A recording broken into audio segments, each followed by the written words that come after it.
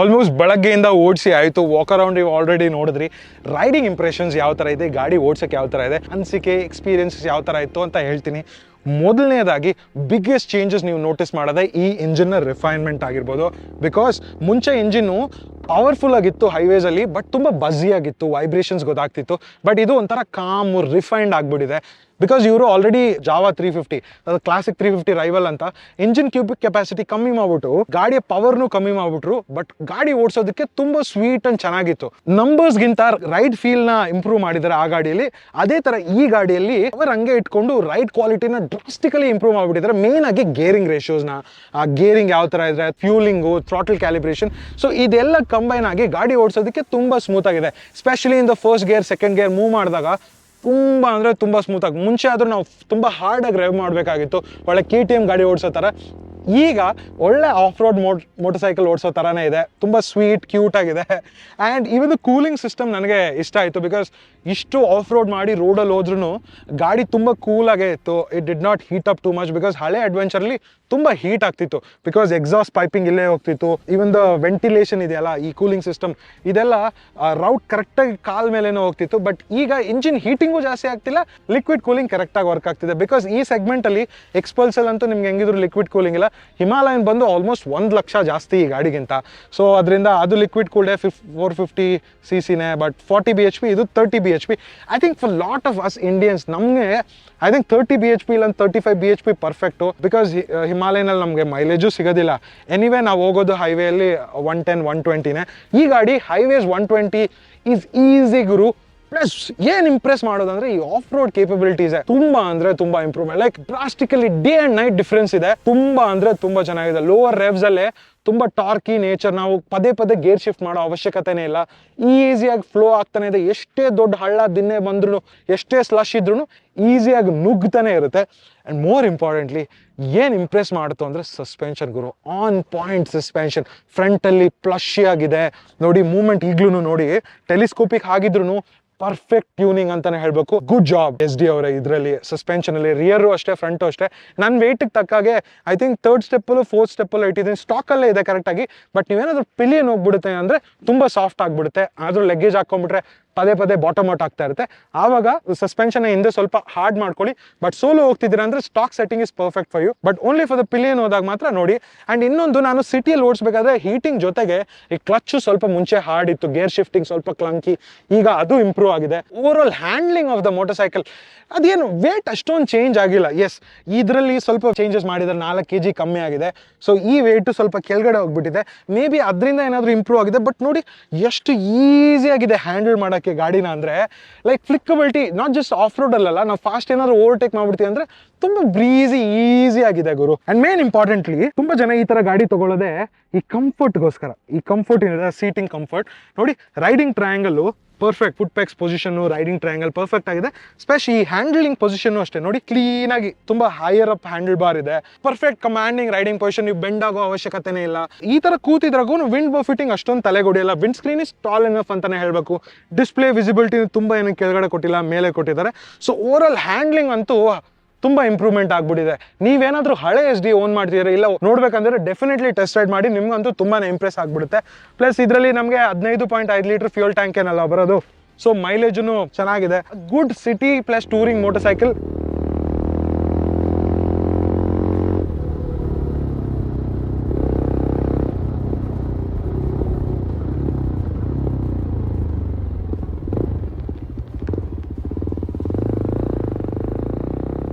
Of road capabilities ಅಂತೂ next level ಆಗಿಬಿಟ್ಟಿದೆ. Main ಆಗಿ ನಾನು ಎಷ್ಟೇ ಜೋರಾಗಿ ಹೋದ್ರು, ಎಷ್ಟೇ ಸಸ್ಪೆನ್ಷನ್ ಲೋಡ್ ಮಾಡಿದ್ರು ಎಲ್ಲೂ ಗಾಡಿ ಅಂತೂ ತಗಲೇ ಇಲ್ಲ ನನಗೆ. ಈ ground clearance adequate, foot pecs position ಚೆನ್ನಾಗಿದೆ. ಆ್ಯಂಡ್ ನಾವು ಈ ರಬ್ಬರ್ನ ತೆಗೆದುಬಿಟ್ರೆ ಇಲ್ಲೊಂದು ನಟ್ಟಿದೆ, ರಬ್ಬರ್ ಫುಟ್ ಪ್ಯಾಕ್ಸ್ ಅಂತೂ ಕಂಪ್ಲೀಟ್ ಆಗಿ ಬಂದ್ಬಿಡುತ್ತೆ.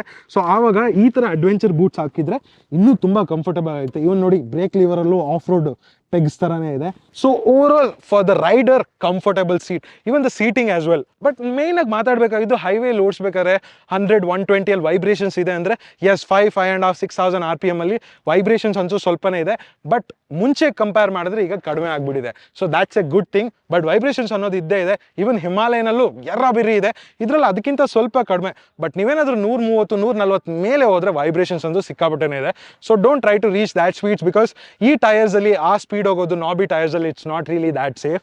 ಆ್ಯಂಡ್ ಮೇಕ್ ಶೋರ್ ನೀವು ರೋಡ್ ಮೋಡಲ್ಲೇ ಇದ್ದೀರಾ ಅನ್ಕೊತೀನಿ, ಬಿಕಾಸ್ ಏನಾದರೂ ಆಫ್ ರೋಡ್ ಮೋಡಲ್ಲಿ ಇದ್ಬಿಟ್ಟು ನೀವೇನಾದ್ರು ಆ ಸ್ಪೀಡಲ್ಲಿ ಬ್ರೇಕ್ ಹಾಕಿದ್ರೆ ಅಂದರೆ ಸ್ಕಿಡ್ ಆಗಿ ಬೀಳ್ತೀರಾ. ABS works wonders man, because ನಾವು ಡಾಮಿನರಲ್ಲಿ ಆಗಿರ್ಬೋದು, ಕೆಲವು ಟೈಮ್ ಹಿಮಾಲಯನಲ್ಲಿ brakes are not so great, specially the rear one. But ಈ ಗಾಡಿಯಲ್ಲಿ ರಿಯರು ಚೆನ್ನಾಗಿದೆ, ಫ್ರಂಟೂ ಚೆನ್ನಾಗಿದೆ, ಅಪ್ಲೈಸ್ ಕ್ವಿಕ್ಲಿ. ಕೆಲವು ಸ್ವಿಚ್ ಗೇರ್ಸಲ್ಲಿ ಇಂಪ್ರೂವ್ಮೆಂಟ್ ಮಾಡ್ಬೋದಾಗಿತ್ತು. Let's say this hazard switch ಆಗಿರ್ಬೋದು, ಕೆಲವು ಸ್ವಿಚಸ್ ಕ್ವಾಲಿಟಿನ ಇಂಪ್ರೂವ್ ಮಾಡ್ಬೋದಾಗಿತ್ತು. ಮಿರರ್ಸು ಅಷ್ಟೇ ಇನ್ನು ಸ್ವಲ್ಪ ವೈಡ್ ಆಗಿದ್ದಿದ್ರೆ ಚೆನ್ನಾಗಿರೋದು.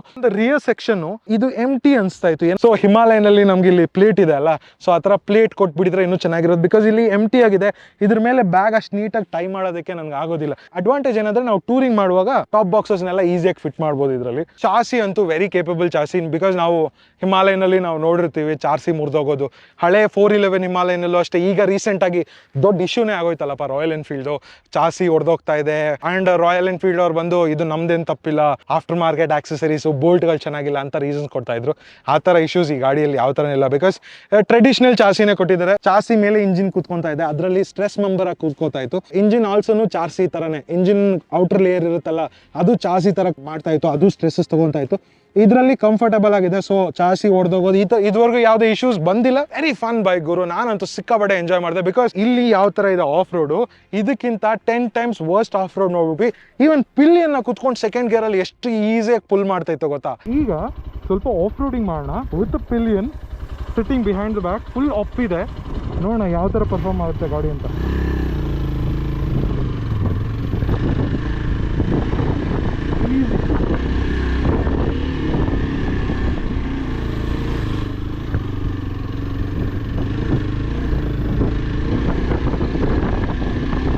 So easy, no?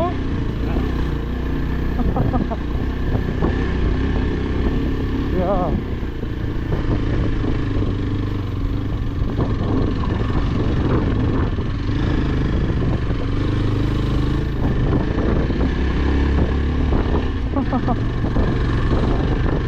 ಸ್ವಲ್ಪ ಇಂಪ್ರೂವ್ಮೆಂಟ್ಸ್ ಇಲ್ಲಿ ಇನ್ಸ್ಟ್ರೂಮೆಂಟ್ ಕನ್ಸೋಲ್ ಮೇಲೆ ಮಾಡಿದ್ರೆ ಚೆನ್ನಾಗಿರೋದು.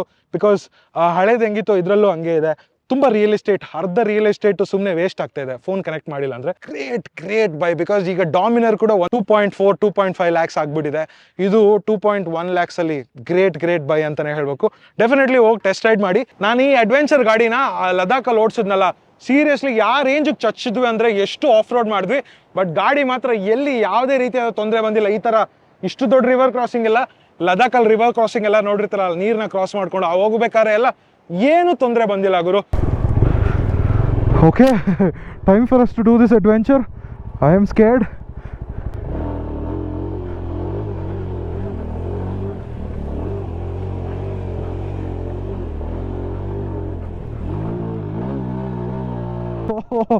Amazing bro. ಸೊ ಡೆಫಿನೆಟ್ಲಿ ನನಗೆ ತುಂಬ ಕ್ಲೋಸ್, ನನ್ನ ಹೃದಯಕ್ಕೆ ತುಂಬ ಕ್ಲೋಸ್ ಆಗಿರುವಂಥ ಬ್ರ್ಯಾಂಡ್ ಆ್ಯಂಡ್ ಗಾಡಿ. ಬಿಕಾಸ್ ಫಸ್ಟ್ ಟೈಮ್ ನಾನು ಲದಾಖ್ ಹೋಗಿದ್ದು ಈ ಗಾಡಿಯಲ್ಲೇ. And glad to see the updates and changes that has been done. Over all very good, 8 out of 10. But ಇನ್ನೂ ಸ್ವಲ್ಪ ಪವರ್ ಇನ್ಕ್ರೀಸ್ ಮಾಡಿ, ಇನ್ನೂ ಸ್ವಲ್ಪ ಫೀಚರ್ಸ್ ಏನಾದರೂ ಇನ್ಕ್ರೀಸ್ ಮಾಡಿದರೆ ಚೆನ್ನಾಗಿರೋದು. ಬಟ್ ಲೇಟರ್ ನೋಡೋಣ. ಆ್ಯಂಡ್ ಡೆಫಿನೆಟ್ಲಿ ತುಂಬ ಆಕ್ಸೆಸರೀಸು ಇದೆ, ಕ್ರ್ಯಾಶ್ ಗಾರ್ಡ್ಸು, ಪ್ಲಸ್ ನಿಮಗೆ ವೈಡ್ ಮಿರರ್ಸು, ಹಿಂದೆ ಪ್ಯಾನಿಯರ್ಸು, ಹಾಗೆ ಈಗ ಟೇಲ್ ಟೈಡಿ, ಈ ಥರ ಆಕ್ಸೆಸರೀಸ್ ಎಲ್ಲನೂ ಇದೆ. ಬೇಕಾದ್ರೆ ತೊಗೊಬೋದು, ಬೇಡ ಅಂದರೆ ಬಿಡ್ಬೋದು. ಸೊ ಓವರಾಲ್ ಈ ವಿಡಿಯೋ ಇಷ್ಟ ಆಗಿದೆ ಅನ್ಕೊತೀನಿ. ಇಷ್ಟ ಆಗಿದೆ ಲೈಕ್ ಮಾಡಿ, ನಿಮ್ಮ ಅನಿಸಿಕೆ ಏನು ಅಂತ ಕಾಮೆಂಟ್ ಸೆಕ್ಷನಲ್ಲಿ ತಿಳಿಸಿ. And Pradeep on wheels Kannada ಚಾನಲ್ಗೆ ಸಬ್ಸ್ಕ್ರೈಬ್ ಮಾಡಿ. ಬಿಕಾಸ್ ಈ ಮಳೆಯಲ್ಲಿ ಫುಲ್ ನೆಂದೋಗಿದ್ದೀವಿ. But still I am having fun. Hope ನೀವು ಫನ್ ಆಗಿದೆ ಅನ್ಕೊತೀನಿ. ಮತ್ತೆ ನಾನು ವಿಡಿಯೋ ಸಿಗ್ತೀನಿ. ಅದುವರೆಗೂ ಬಾಯ್ ಫ್ರಮ್ ಪುಣೆ, ಬಟ್ ಜೈ Karnataka.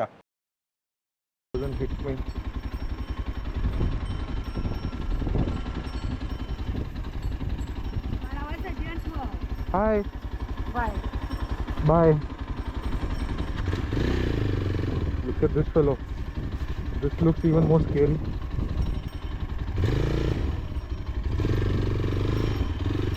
It doesn't chase me because I can't go fast. This is where your ground clearance will play a very important role. 220 mm? Very decent. Oh, look at this. Look at this bridge. Oh, nice. Oh, yeah.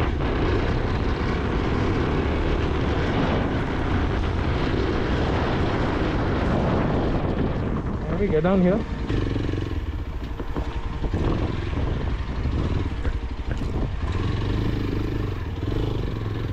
Let's see how easily this one claims, because this is a pretty huge incline.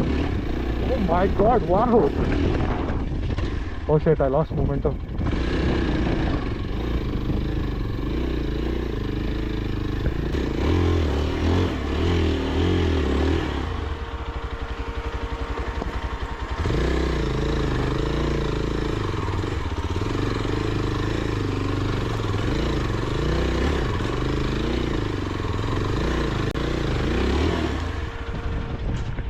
Oh, nice.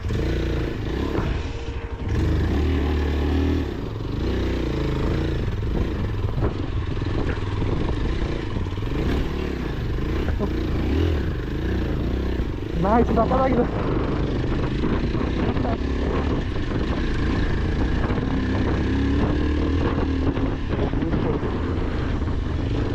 Oh, look at this. This is even better.